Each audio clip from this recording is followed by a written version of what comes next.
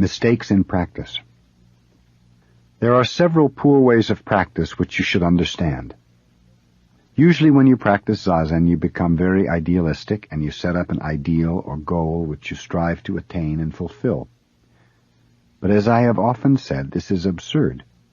When you are idealistic, you have some gaining idea within yourself. By the time you attain your ideal or goal, your gaining idea will create another ideal. So as long as your practice is based on a gaining idea, and you practice Zazen in an idealistic way, you will have no time actually to attain your ideal. Moreover, you will be sacrificing the meat of your practice. Because your attainment is always ahead, you will always be sacrificing yourself now for some ideal in the future. You end up with nothing. This is absurd. It is not adequate practice at all. But even worse than this idealistic attitude is to practice Zazen in competition with someone else. This is a poor, shabby kind of practice. Our Soto way puts an emphasis on shikantaza, or just sitting. Actually, we do not have any particular name for our practice. When we practice Zazen, we just practice it. And whether we find joy in our practice or not, we just do it.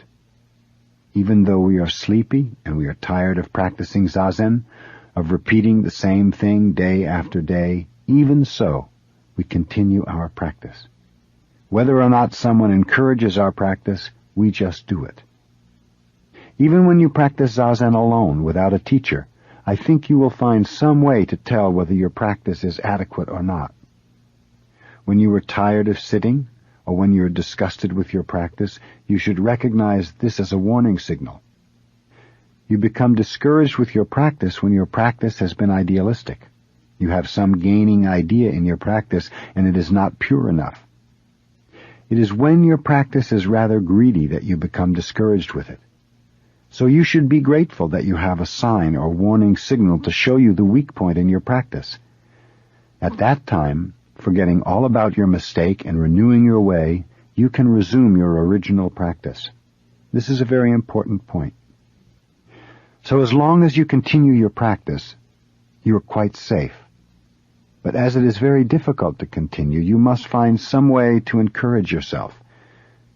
As it is hard to encourage yourself without becoming involved in some poor kind of practice, to continue our pure practice by yourself may be rather difficult. This is why we have a teacher. With your teacher you will correct your practice. Of course you will have a very hard time with him, but even so you will always be safe from wrong practice. Most Zen Buddhist priests have had a difficult time with their masters. When they talk about the difficulties, you may think that without this kind of hardship you cannot practice Zazen, but this is not true. Whether you have difficulties in your practice or not, as long as you continue it, you have pure practice in its true sense. Even when you are not aware of it, you have it. So Dogen Zenji said, "Do not think you will necessarily be aware of your own enlightenment. Whether or not you are aware of it, you have your own true enlightenment within your practice." Another mistake will be to practice for the sake of the joy you find in it. Actually, when your practice is involved in a feeling of joy, it is not in very good shape either. Of course, this is not poor practice, but compared to the true practice, it is not so good. In Hinayana Buddhism, practice is classified in 4 ways. The best way is just to do it without having any joy in it, not even spiritual joy. This way is just to do it, forgetting your physical and mental feeling, forgetting all about yourself in your practice. This is the 4th stage, or the highest stage. The next highest stage is to have just physical joy in your practice. At this stage, you find some pleasure in practice, and you will practice because of the pleasure you find in it. In the 2nd stage, you have both mental and physical joy, or good feeling. These 2 middle stages are stages in which you practice Zazen because you feel good in your practice. The first stage is when you have no thinking and no curiosity in your practice. These 4 stages also apply to our Mahayana practice, and the highest is just to practice it. If you find some difficulty in your practice, that is the warning that you have some wrong idea, so you have to be careful. But do not give up your practice. Continue it knowing your weakness. Here there is no gaining idea.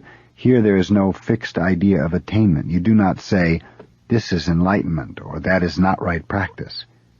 Even in wrong practice, when you realize it and continue, there is right practice. Our practice cannot be perfect, but without being discouraged by this, we should continue it. This is the secret of practice.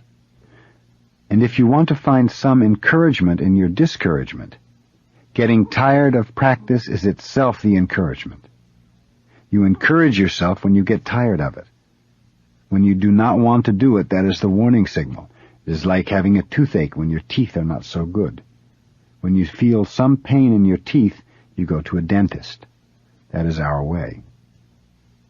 The cause of conflict is some fixed idea or one-sided idea. When everyone knows the value of pure practice, we will have little conflict in our world. This is the secret of our practice and Dogen Zenji's way. Dogen repeats this point in his book, Shobogenzo, a treasury of the true Dharma. If you understand the cause of conflict as some fixed or one-sided idea, you can find meaning in various practices without being caught by any of them. If you do not realize this point, you will be easily caught by some particular way, and you will say, this is enlightenment. This is perfect practice. This is our way. The rest of the ways are not perfect. This is the best way. This is a big mistake. There is no particular way in true practice. You should find your own way, and you should know what kind of practice you have right now. Knowing both the advantages and disadvantages of some special practice, you can practice that special way without danger. But if you have a one-sided attitude, you will ignore the disadvantage of the practice, emphasizing only its good part. Eventually you will discover the worst side of the practice and become discouraged when it is too late. This is silly.